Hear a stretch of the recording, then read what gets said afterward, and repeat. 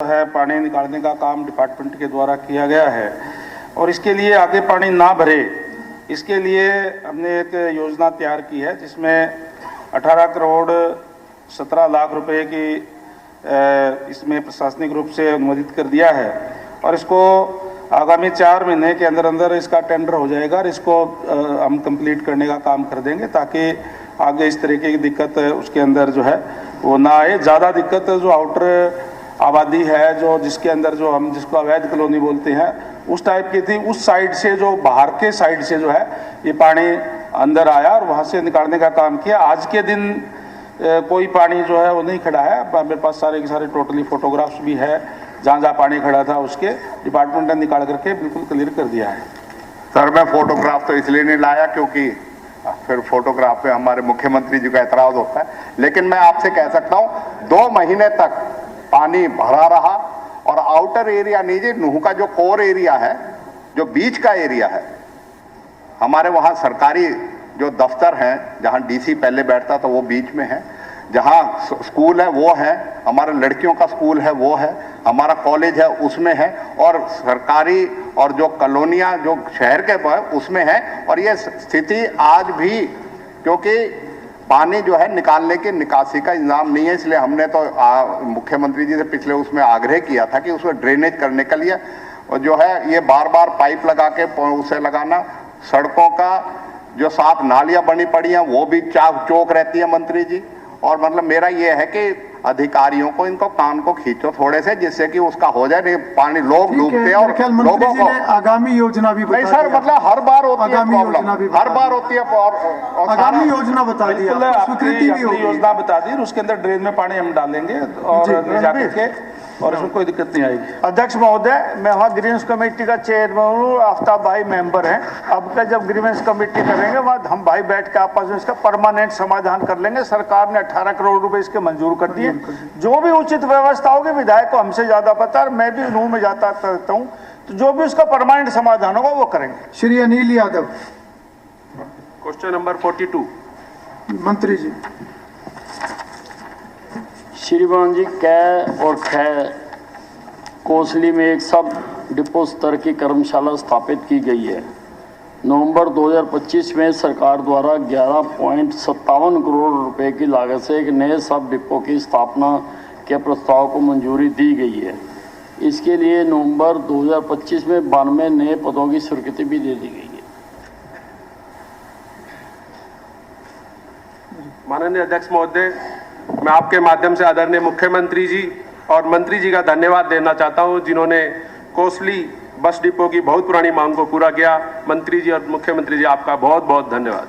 Shri Devendra Kadian, question number 43 माननीय मंत्री जी।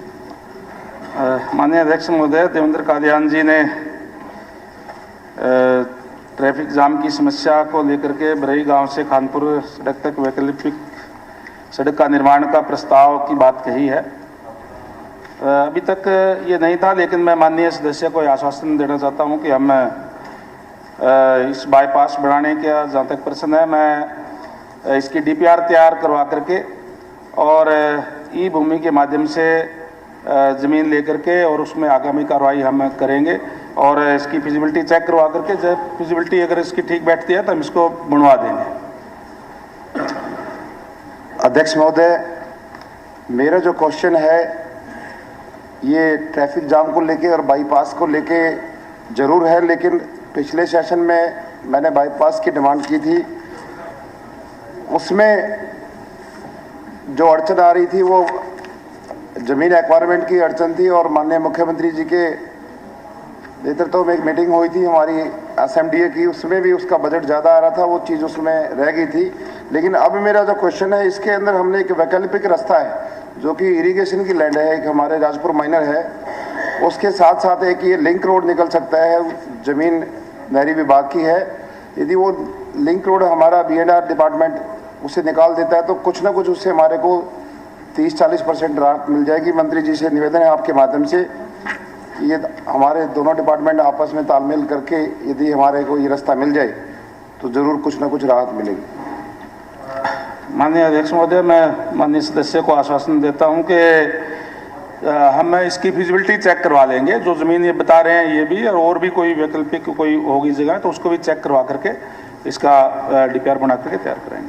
मेरा मंत्री जी से निवेदन है ये थोड़ा जल्दी हो जाए और मैं धन्यवाद करता हूँ आपने इस पे श्री देवेंद्र हंस। Question number 44। सर, माननीय सदस्य ने क्वेश्चन को 3 भागों के अंदर पूछा है, तो मैं जवाब देना चाहूँगा कि श्रीमान जी, भ्रष्टाचार अथवा नियमों के उल्लंघन से संबंधित कोई ऐसा साक्ष्य नहीं है जिससे एजेंसी को सस्पेंड किया जा सके। उसमें पेनल्टी का प्रोविज़न है, 20,000 रुपये की पेनल्टी लगा दी और माननीय मुख्यमंत्री जी के आदेश से 24 अगस्त 2025 से लेकर 24 नवंबर तक एक गहन स्वच्छता अभियान चलाया गया था। उसके तहत उस एजेंसी ने इसको अपने ट्रैक्टर्स के अंदर अपलोड करा, फिर भी अनियमितता बरतने के नाम पर उस पर 20,000 रुपये का चालान किया गया। और माननीय सदस्य ने पूछा है कि ये एजेंसी को 22 साल के लिए क्यों दिया गया, तो ये खाली एजेंसी को नहीं दिया गया। हरियाणा के अंदर ऐसे 5 क्लस्टर बनाने का निविदाएं मांगी थी, जिसके तहत 4 क्लस्टर इसके अंदर सोनीपत, पानीपत, करनाल, कैथल, थानेसर और भिवानी, सिरसा, ये 4 क्लस्टर को ये काम आवंटित किया गया था। ये कोसी जो अपनी कमेटी ऑफ सेक्रेटरीज उसके अंदर इसको एग्जामिन करने के बाद माननीय मुख्यमंत्री जी ने इसकी जो है परमिशन दी थी। और इसमें एक बहुत बड़ा इन्वेस्टमेंट होता है, 200-300 करोड़ रुपए का इन्वेस्टमेंट इस क्लस्टर को बनाने के लिए होता है, इसलिए इसकी ज़रूरत 20-22 साल के लिए होती है। और आज भी ये यहीं पर ही नहीं, अन्य प्रदेशों में भी, केंद्र में भी, और केंद्र की गाइडलाइन भी इसी तरीके की है। अध्यक्ष महोदय, मैं आपके माध्यम से मंत्री जी के आगे कुछ प्रश्न रखना चाहता हूं, क्योंकि जो उन्होंने जवाब दिया मैं इससे संतुष्ट नहीं हूं, क्योंकि मैं एक समझौते के अनुसार एजेंसी के पास 4 LCV की जगह 4, मैं आपको दिखाना चाहता हूं, 4 की जगह 3 LCV हैं और 2 के स्थान पर 1 ट्रैक्टर है। और जो ई रिक्शा तैनात के उसमें से 2 होनी चाहिए, उसमें से 1 भी नहीं है एजेंसी के पास। क्या वो कर रहे हैं, अपनी शर्तें पूरा कर रहे हैं। और इसमें मंत्री जी ने जवाब दिया भी कोई संशय प्राप्त नहीं हुआ भ्रष्टाचार का। मैंने लगभग 13 लेटर लिखे हुए हैं। मैं आपको बताना चाहता हूं, जिला नगर उपायुक्त को ये 10/1/2025 को और 7 को उपायुक्त मुद्दे को, यानी कि सप्लीमेंट्री पूछो। हाँ, मैं बता दिया आपने, इतने पत्र लिखे हैं, तभी तो पता चलेगा जी कितना बड़ा भ्रष्टाचार हो रहा है। बताएं, सप्लीमेंट्री पूछो, तभी तो पता चलेगा जी कितना बड़ा भ्रष्टाचार हो रहा है। सप्लीमेंट्री पूछो। मैं जो हमारे माननीय सदस्य दे रहे हैं मैं उसका जवाब दे सकता हूं। यहाँ पर उनको जो चालान किया गया, चाहे जनवरी, फरवरी, मार्च, अप्रैल 25 के अंदर किया गया, जून, जुलाई, अगस्त 24 में किया गया, जून, जुलाई, अगस्त 25 के अंदर किया गया, अक्टूबर 25 के अंदर किया गया, नवंबर 25 के अंदर किया गया। जब लेटर प्राप्त हुआ, एग्जामिन हुआ, जो तथ्य पाया गया उसके तहत एक चालान करने का काम किया। और मैं सदन को एक बात और बताना चाहता हूं आपके माध्यम से अध्यक्ष जी, ये वो एजेंसी है जिसने हरियाणा को राष्ट्रपति अवार्ड दिलाने का काम किया। स्वच्छता में 3रे नंबर पर आई है करनाल, जो क्लस्टर है हमारा। अभी 3 महीने पहले हरियाणा के अंदर राष्ट्रपति जी ने विज्ञान भवन के अंदर करनाल में इनकी स्वच्छता जो कार्य है इतने बेटर तरीके से किए कि उसे हिंदुस्तान में 3रे नंबर का अवार्ड मिला। लेकिन फिर भी सदस्य की जो प्रॉब्लम है, जो दिक्कतें हैं, वो आप और लिख कर दे दें मुझे पर्सनली, मैं उसे दोबारा एग्जामिन करा लूंगा, तिबारा एग्जामिन करा लूंगा। लेकिन इतनी बड़ी अच्छी एजेंसी को एक बात पर सस्पेंड करना, ये करना हमारे नियम और कायदों के तहत मैं आप सस्पेंड पर सुधार तो करो नीचे ग्राउंड लेवल पे। मंत्री महोदय, मैं कह रहा हूं अध्यक्ष महोदय, मैं एकता हूं और मेरा जवाब तो लो अध्यक्ष महोदय जी। मैंने खुद उनका समझौता होता है, डोर टू डोर घर में लाकर कचरा उठाने का काम होता है, सूखे और गिल्ले का अलग अलग सिस्टम होता है, बिल्कुल खत्म सिस्टम किया हुआ है। और भ्रष्टाचार मैंने खुद ट्रैक्टर ट्रैली चलाकर थाने के अंदर दिए, कचरा नहीं होता उसके अंदर, ईंट रोड़े पत्थर इतने भारी भारी। और जुर्माने की बात, माननीय सदस्य बात कर रहे हैं, मैंने जुर्माने की बात अगर कह रहे हो, जुर्माना 20,000 रुपए लगाते हैं पर लाखों का, सभी तरीके का हॉर्टिकल्चर वेस्ट भी, CND वेस्ट भी, लाखों का चूना लगाया जाता है। और ये हमारे का काम उन्हीं को दिया गया था और उस ट्रॉली के तहत 20,000 रुपए का चालान किया गया था। फिर भी उसके अलावा कोई और प्रॉब्लम है, बैठ जाए, मैं एक बार बुला लूंगा उन्हें और एक बार मेरे को बताएं, उसकी कार्रवाई करवाएंगे। सिर्फ ये नहीं कि वो मंत्री समझौता जी अश्योर कराएंगे, कर रहे हैं, आप कार्रवाई उनसे- कराएंगे जो नियम कायदे कानून के तहत। आप माननीय सदस्य हैं इस पूरे सदन के, आपको पूरे नियम कायदे कानून में पढ़ाऊंगा, जो कहेंगे उस नियम अध्यक्ष कायदे कानून में बनता होगा उसमें- अध्यक्ष महोदय, उसको हम पिछली लोग पहले- सत्र में भी मैंने ये मुद्दा उठाया मंत्री जी था, अश्योर परंतु कर कोई रहे हैं। कार्रवाई नहीं हो रही है। मंत्री जी अगर आपको हम अश्योर ऐसे कर रहे हैं। मुद्दे, हम जनहित के मुद्दे, मंत्री जी आपको अश्योर कर रहे हैं, हम देवेंद्र जी, यहाँ पर है, मैं कह रहा मंत्री हूं जी ना, मैं अश्योर आपको कर रहे हैं। दे रहा हूं। सफाई कोई नाम की कोई चीज ही नहीं है। मैं बता देता हूँ, इतना कचरा, ये इतना इसकी वो बड़ी है। नहीं, एजेंसी वो है, अश्योर कर रहे हैं, आप उनसे राष्ट्रपति follow अवार्ड करें। मिल रहा है और फिर ये ग्राउंड, उस राष्ट्रपति अवार्ड का ग्राउंड लेवल पे तो लाभ नहीं मिल रहा जी उसका। कोई बात नहीं, फिर भी जो है उसको मैंने कहा ना, ठीक। नियम कायदे कानून के तहत उसका निवारण करेंगे। आप मैं ठीक है मंत्री जी। इंदुराज निर्वाल, पर्सन नंबर 45 जी, पर्सन नंबर 45। मंत्री जी। माननीय अध्यक्ष महोदय, जवाब सभा पटल पर रख दिया गया है। अध्यक्ष जी, मंत्री जी ने जो सवाल पटल पर रखे है, इसमें बहुत सारी सड़कें तो इसके जो मंत्री जी ने रखे उसमें है ही नहीं। मगर उसका नाम बताऊं, सिरसाट अप्रोच रोड, बावड़ से बमेवा रोड, बड़ी ब्राह्मण अप्रोच रोड, भैंसवाड़ खुर्द, भैंसवाड़ कला अप्रोच रोड, ठसका, मारा से ठसका, जाक्सी से छतेरा, NH 71 से पुट्ठी मोई उडारीवाड़ा, कटवाड़ गोवाड़ा और सिरसाट।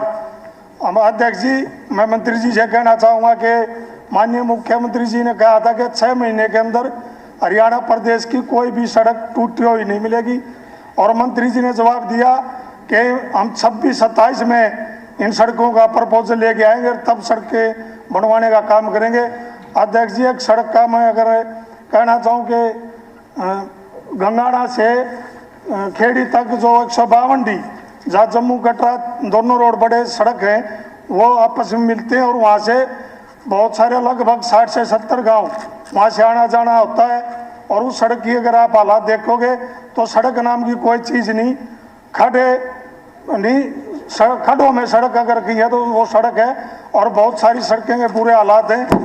इसमें मंत्री जी ने कहा कि 13, 14, 17 और 18 4 सड़कों पर काम शुरू है। मंत्री जी, सही है, इन 4 सड़कों पर आपने सही कहा काम शुरू हो गया। मैं जब गया तो मैंने देखी, लेकिन अलका बड़ौदा की लगभग 28 से 30 सड़कें ऐसी हैं जिनमें चलने का कोई भी रास्ता नहीं है, बहुत बुरे हालात हैं। मैं अध्यक्ष जी आपके माध्यम से मंत्री जी से कहना चाहूँगा कि आप 26-27 की बजाय आप तुरंत इन सड़कों पर काम करवाने का काम करें।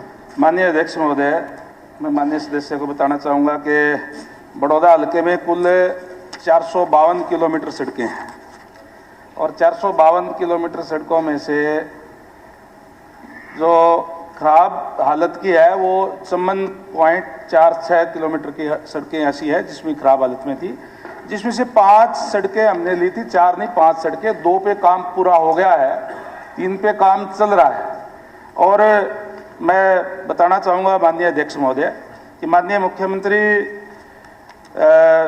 महोदय ने का जो स्पष्ट दृष्टिकोण, दृढ़ नेतृत्व और जनहित में उनके जो दूरदर्शी निर्णय हैं, उससे राज्य की बुनियादी संरचना को मजबूत के नए आयाम स्थापित किए हैं। माननीय CM साहब ने स्वयं हिसार में 21 सितंबर को पूरे प्रदेश भर की जो अलग अलग डिपार्टमेंट की जो सड़कें थी 9410 किलोमीटर की नई सड़कों का कारपेट की शुरुआत करने का काम किया, जिसपे तेजी से काम चल रहा है, और जिसमें से 6179 किलोमीटर की सड़कें PWD की थी, उस पर भी लगातार काम जो है वो चल रहा है। और माननीय जो सदस्य ने कहा है कि जो इनकी 18 सड़कें, कुल 20 क्वेश्चन होते हैं जिसमें से 18 तो माननीय सदस्य ने लगाए हुए हैं। मैं इनको आश्वस्त करना चाहता हूं कि हम अभी इसका एस्टिमेट बना करके बाकी आपकी जो सड़कें हैं, जो आपने 18 सड़कों का जिक्र किया है, बाकी सड़कें 5 उसमें से तो काम चल रहे हैं, 2 पे काम पूरा भी हो गया,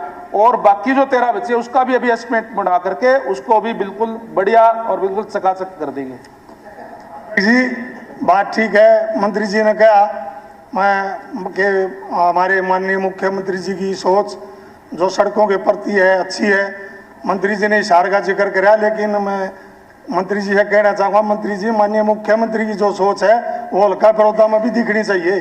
अलका बड़ौदा में आपने 54 किलोमीटर सड़कों के हालात खराब बताए, 400 कुछ में से हिसार जिले से शुरुआत करने का काम किया था। ठीक। पूरे हरियाणा प्रदेश की सड़कों की बात थी कि वो उसके अंदर बड़ौदा भी हरियाणा के अंदर ही है, और आपको भी आपकी जो सड़कें है वो भी 452 किलोमीटर है, उसमें से अब ये जो कोई 13 सड़कें रहेगी, छोटी छोटी सड़कें हैं, जिसका एरिया मेरे ख्याल से कोई 40 किलोमीटर के करीब, उससे भी कम है, और वो भी हम अभी इसका एस्टिमेट बना करके इसका मैंने कह दिया कि इसको भी बढ़िया करने का काम हम करेंगे। 26-27 नहीं मंत्री जी, अभी इसका एस्टिमेट बनवा और काम शुरू अभी करेंगे, अभी करेंगे। जी सर, आदरणीय के आदेश है हमारे कि सड़क सदस्य ने तुरंत कहा बनाई कि जाए। माननीय मुख्यमंत्री जी की दूरदृष्टि सोच सड़कों को लेकर अच्छी, खाली सड़कों को लेकर नहीं, पूरे प्रदेश को लेकर। जी जी जी। श्री आदित्य देवीलाल, श्रीमती मंजू चौधरी। Question number 47। जी मंत्री जी।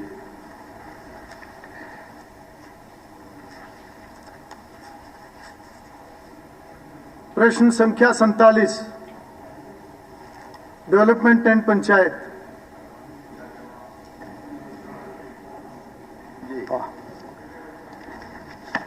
धन्यवाद अध्यक्ष जी। हमारी विधायिका ने जो सवाल पूछा है उसमें मैं बताना चाहूँगा कि पंचायतों के विकास के लिए, पंचायतों को मजबूत करने के लिए और चहुमुखी विकास, यानी कि पंचायत जब बैठे, ग्राम सभा हो तो ज़्यादा से ज़्यादा नॉलेज बढ़े, उसके लिए माननीय मुख्यमंत्री जी ने ग्राम सचिवालय, ग्राम ज्ञान केंद्र और महिला सांस्कृतिक केंद्र खोलने का निर्णय किया। हरियाणा पहला राज्य है जिसमें महिला सांस्कृतिक केंद्र खोले जा रहे हैं। इसमें हमारी विधायिका जी ने जो पूछा है उसमें मैं बताना चाहूँगा, नांगल चौधरी क्षेत्र में 94 गांव हैं, इनमें से 9 ग्राम ज्ञान केंद्र आपके खोले जा चुके हैं, और उसके साथ साथ इससे पहले 18 गांवों में समान उद्देश्य की भावना से ग्राम सचिवालय ऑलरेडी स्थापित है, काम कर रहे हैं। 22 पर जो है उसका प्रोजेक्ट रिपोर्ट बनी है, मैं माननीय विधायिका जी को बताना चाहूँगा। थैंक यू मंत्री जी। मैंने क्वेश्चन किया है कि नांगल चौधरी विधानसभा निर्वाचन क्षेत्र में सरकार द्वारा अब तक खोले गए ग्राम केंद्रों की संख्या कितनी है और उनका स्थान ब्यौरा आपने यहाँ दे रखा है। और दूसरा क्वेश्चन ये है कि नांगल चौधरी विधानसभा क्षेत्र में और शेष गांव जो रह रहे हैं उनमें कब तक खोले जाने की संभावना है? बताया 22 और जो है अभी 27 केंद्र खोल चुके हैं, 22 और पर काम चल रहा है, बहुत जल्दी वो भी खोले जाएंगे। ठीक। चौधरी मामन खान। और 8 माननीय मंत्री जी। माननीय अध्यक्ष जी, सीटी स्कैन और एमआरआई मशीन सिविल अस्पताल मांडीखेड़ा में बहुत जल्द लग जाएगी। इसका प्रपोजल HMSCL ने फ्लोट कर दिया, टेंडर फ्लोट कर दिया है। जो रूटीन लेबोरेटरी टेस्ट हैं इसकी लिस्ट दे दी गई है, विधायक जी को भी मिल गई होगी। और जो एवरेज फुटफॉल है OPD में मांडीखेड़ा सिविल अस्पताल में वो है 790 प्रतिदिन। धन्यवाद। अध्यक्ष महोदय, एक तो मेरे 2 सप्लीमेंट्री सवाल हैं हमारी मंत्री जी से।